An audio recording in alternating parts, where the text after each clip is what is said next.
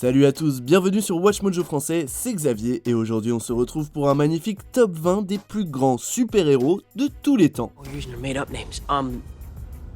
I'm Spider-Man then. Pour cette liste, on va faire un beau tour d'horizon des plus grands justiciers de tous les temps en fonction de leur importance culturelle, mais aussi de leur faculté à garder leur place au fil du temps, à la fois dans les comics et au-delà. Numéro 20, Deadpool.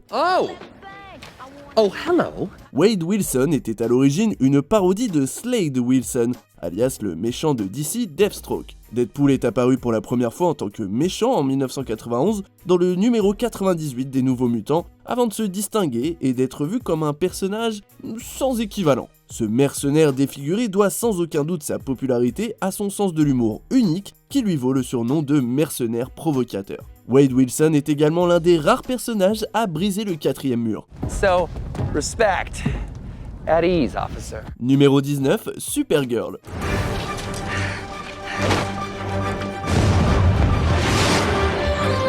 Cette super-héroïne est l'homologue féminin et la cousine de l'homme d'acier. Elle est apparue pour la première fois dans le numéro 252 d'Action Comics en 1959.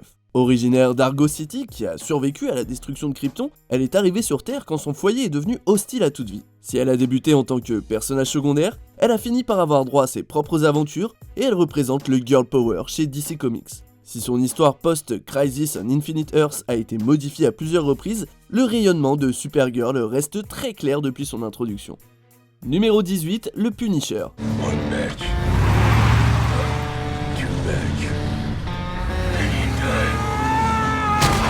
Frank Castle a été présenté pour la première fois en 1974 dans le numéro 129 de The Amazing Spider-Man. Justicieux belliqueux embauché pour tuer Spider-Man, il a ensuite été mis dans la case des anti-héros. Cherchant à venger la mort de sa famille, il a décidé de punir ceux qui sont potentiellement nocifs pour les autres. Avec son logo en forme de crâne emblématique, il se distingue par son utilisation des armes à feu conventionnelles et de la violence. En termes de super-héros, le Punisher n'a rien de classique, mais il est aussi pertinent et culte que les autres justiciers masqués plus pacifiques. Numéro 17, Green Arrow. Quand Mort Weisinger et George Papp ont créé Green Arrow, alias Oliver Queen, ils se sont clairement inspirés de Bruce Wayne. En gros, il s'agit d'un playboy multimillionnaire propriétaire d'une société de jour et justicier la nuit. La différence majeure entre les deux, c'est qu'il est victime d'un syndrome de Robin des Bois et qu'il utilise des flèches modifiées. Il débarque pour la première fois dans le numéro 73 de Morphin Comics et il est devenu Green Arrow après avoir été trahi et abandonné sur une île déserte. L'Archer-Vert est aujourd'hui devenu l'un des héros les plus reconnaissables de DC, en grande partie grâce à sa série télévisée. Numéro 16, la Torche Humaine. They call me the Human Torch. Ladies call me Torch. Les 4 Fantastiques ont en grande partie relancé le genre des super-héros au début des années 60, mais la Torche Humaine précède la première famille de Marvel de quelques décennies. La Torche Humaine originale était un androïde qui a fait ses débuts dans Marvel Comics numéro 1 en 1939. D'accord, c'était techniquement un héros différent, mais vous pinaillez un peu là. En tout cas, depuis qu'il a pris le flambeau en 1961 dans le numéro 1 des 4 Fantastiques, l'apparence flamboyante de Johnny Storm et sa personnalité magnétique en ont fait un héros culte. Numéro 15, John Jones. I sense you do not trust me. Perhaps this will help.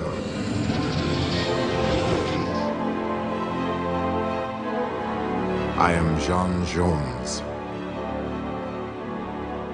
Don't take it personally, Sean. He doesn't trust anyone. John Jones est apparu pour la première fois dans le Detective Comics numéro 225 et a tout de suite gagné sa place parmi les personnages les plus chelous et fascinants des comics. Après s'être téléporté de Mars sur la Terre, ce policier extraterrestre à la peau verte est devenu un membre fondateur de la Justice League grâce à sa super force, sa vitesse, sa télékinésie, sa télépathie et ses capacités de métamorphose afin de protéger les terriens. En tant que membre crucial de la Ligue des Justiciers, il unit l'équipe dans les épreuves et s'il paraît froid au départ, il est bien plus intéressant qu'il ne laisse croire. Numéro 14, Aquaman.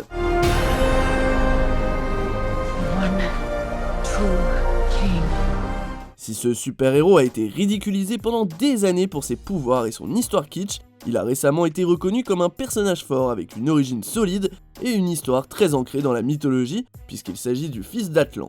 Apparu dès 1941 dans le Morphin Comics numéro 73, Arthur Curry est Aquaman, le roi de la mer. À moitié humain, il possède des pouvoirs qui lui permettent de communiquer avec les créatures aquatiques et il se doit souvent d'affronter ceux qui polluent ou abîment son foyer, ainsi que ceux qui aimeraient que l'Atlantide et le monde de la surface entrent en guerre.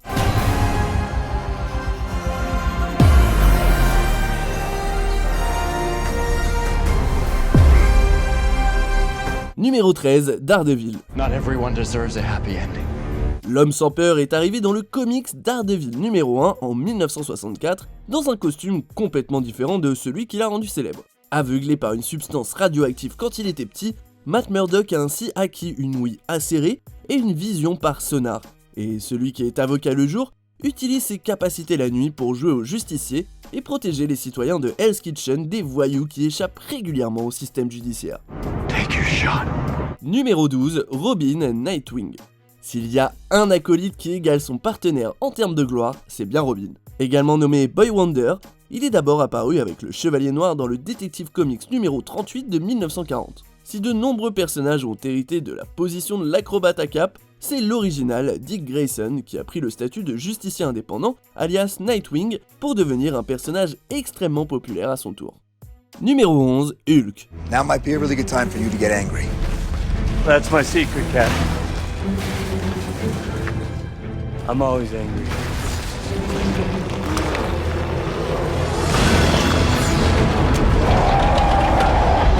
Cette boule de colère verte géante boostée au rayon gamma est l'équivalent en perso de comics de Dr. Jekyll et Mr. Hyde. Il a fait ses débuts en 1962 dans l'incroyable Hulk numéro 1. Produit d'un accident de laboratoire, Bruce Banner doit rester calme en permanence. Autrement, il se change en une créature enragée à la force illimitée qui adore taper plein de trucs. S'il fait partie des Avengers, il a souvent tendance à fuir les autorités qui souhaitent éviter les dommages qu'il provoque en succombant à la colère. I am a god, you dull creature, and I will not be bullied by that.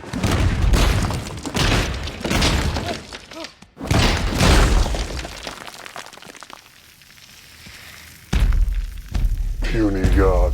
Numéro 10, Flash. My name is Barry Allen. I am the fastest man alive. Comme de nombreux autres super-héros de chez DC, le bolide rouge a été incarné par plusieurs personnages. Ce héros est surtout connu pour sa super vitesse, et Jay Garrick, le premier Flash, est apparu en 1940 dans Flash Comics numéro 1, et comme les autres incarnations à venir, il a gagné ses pouvoirs après un accident dans un labo de science. Ensuite, le flambeau a été passé à Barry Allen pendant des années, jusqu'à Crisis on Infinite Earths, où le jeune acolyte Wally West est devenu le nouveau Flash. Avec sa force et sa vitesse, il brise toutes les lois connues de la physique, et chaque amateur du genre a son Flash favori. Numéro 9, Thor. Ce super-héros tient ses pouvoirs de son statut de dieu du tonnerre, rien que ça. Il est passé d'être mythologique à super-héros de comics grâce à Stan Lee et Jack Kirby en 1962 dans Journey into Mystery numéro 83. Cet immortel royal et son marteau ont décidé de défendre la Terre, notamment de son demi-frère Loki. Exploitant la richesse de la mythologie nordique pour créer un héros complètement unique, Thor a finalement été apprécié du public grâce à la super performance de Chris Hemsworth en tant que dieu du tonnerre. Bring me Thanos!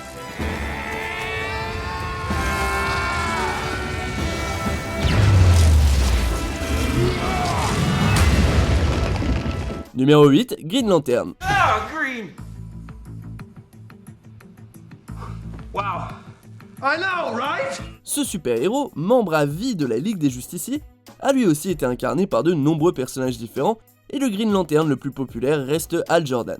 Il hérite d'un anneau extraterrestre et de la lanterne qui va avec, et il est l'un des nombreux gardiens intergalactiques à se battre avec de la volonté pure qui se manifeste physiquement. Si le premier Green Lantern, Alan Scott, a fait son apparition dès 1940 dans All American Comics numéro 16, Hal, lui, est arrivé en 1959. Le poste de Green Lantern a aussi été occupé par John Stewart, Guy Gardner, Kyle Rayner, et chacun apporte ses caractéristiques au héros culte. Numéro 7, Captain America. Shit! Language! Impossible de trouver un héros plus patriotique dans l'univers de Marvel. Steve Rogers fait ses débuts en 1941 dans Captain America numéro 1. Il s'agit alors d'un soldat de la Seconde Guerre mondiale qui est amélioré par un sérum de super soldat et qui devient ensuite un symbole auquel le monde libre a envie de se rallier. Surtout connu pour son bouclier invincible, Rogers s'est écrasé dans l'Arctique et il s'est transformé en bonhomme de neige pendant plusieurs décennies. Puis il a été chaudement accueilli parmi les Avengers, réintroduisant ce héros de l'âge d'or dans l'âge d'argent et dans l'univers Marvel tel qu'on le connaît aujourd'hui. Numéro 6, Wonder Woman.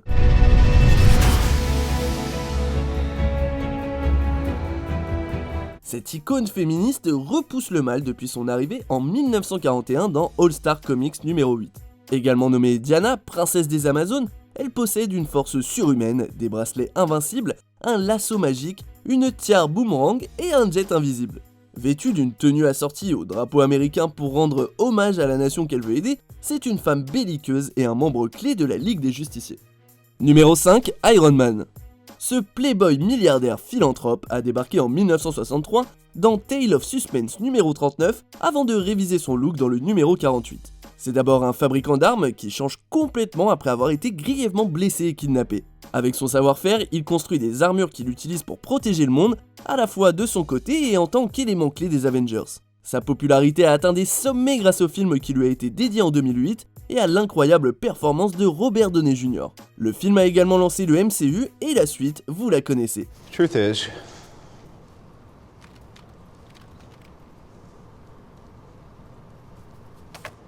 I am Iron Man. Numéro 4, Wolverine. You read these in your spare time? Oh yeah, Charles, we got ourselves an X-Men fan. C'est le meilleur dans ce qu'il fait, mais ce qu'il fait n'est pas toujours joli. Il existe de très nombreux héros X-Men, mais le plus emblématique et populaire est bien le Canadien dépourvu de tout remords nommé Logan. Il a fait ses débuts en 1974 dans l'incroyable Hulk numéro 181. Depuis, cet immortel aux griffes d'adamantium rétractable est devenu de plus en plus populaire. Son look débraillé et sa personnalité mordante lui ont permis de rester le plus gros badass de l'univers Marvel. Numéro 3, Superman. What's your background? Where do you hail from? Well, it's kind of hard to explain, actually. See, I'm from, well, pretty far away. Another galaxy, as a matter of fact. I come from a planet called Krypton. Huh? C'est le héros à la cape et au slip rouge à qui l'on doit tout. Kal-El de Krypton représente la vérité, la justice et la pureté. Co-créé par un écrivain américain et un artiste canadien, Superman n'est apparu dans un comics qu'en 1938 dans Action Comics numéro 1. Fils survivant de Krypton, cet extraterrestre est devenu le plus grand protecteur de l'humanité grâce au super pouvoir qu'il obtient par le soleil jaune de la Terre. Aussi célèbre que son alter ego Clark Kent, un reporter sans histoire et tout gentil. Superman est synonyme d'héroïsme et a créé le moule dans lequel ont été formés tous les autres super-héros modernes. What's the S stand for? It's not an S. On my world, it means hope. Numéro 2, Spider-Man. All right, let's do this one last time. My name is Peter Parker. I was bitten by a radioactive spider. And for 10 years, I've been the one and only Spider-Man. Spider-Man est le super-héros de Marvel le mieux classé de notre liste. Il a lancé une mode énorme en arrivant pendant l'âge d'argent, puisque les adolescents étaient toujours confinés au rôle d'acolyte à l'époque. Créé par Stan Lee et Steve Ditko, Peter Parker est arrivé en 1962 dans Amazing Fantasy numéro 15, et son araignée radioactive lui permet non seulement d'affronter des méchants incroyables, mais également d'explorer les thèmes du pouvoir, du deuil et des responsabilités, tout en permettant aux jeunes lecteurs de s'identifier à lui. C'est l'un des personnages de comics les plus singuliers qu'on peut apprécier quel que soit notre âge. Who am I? I'm Spider-Man.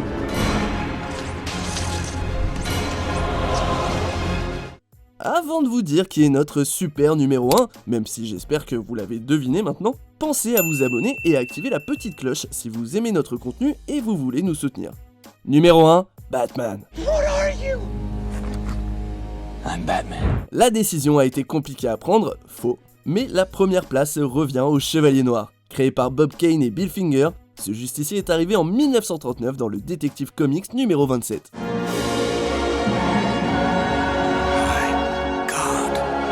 Batman est l'identité secrète de Bruce Wayne, un milliardaire orphelin. Lorsqu'il met son masque, il devient le défenseur de Gotham City et travaille parfois avec l'aide de son acolyte Robin. S'il est surtout connu pour ses aventures solo, il s'est parfois associé à Superman et à d'autres héros d'ici pour former notamment la Ligue des Justiciers. Ce super-héros est sombre, captivant et tellement complexe, et malgré le fait qu'il n'ait aucun pouvoir surhumain, Batman a droit à la médaille d'or grâce à sa popularité constante. C'est lui le plus intemporel de tous les super-héros de l'âge d'or. Et surtout, il a la meilleure galerie de méchants de tous les comics. Why do you want to kill me? I don't want to kill you. What would I do without you?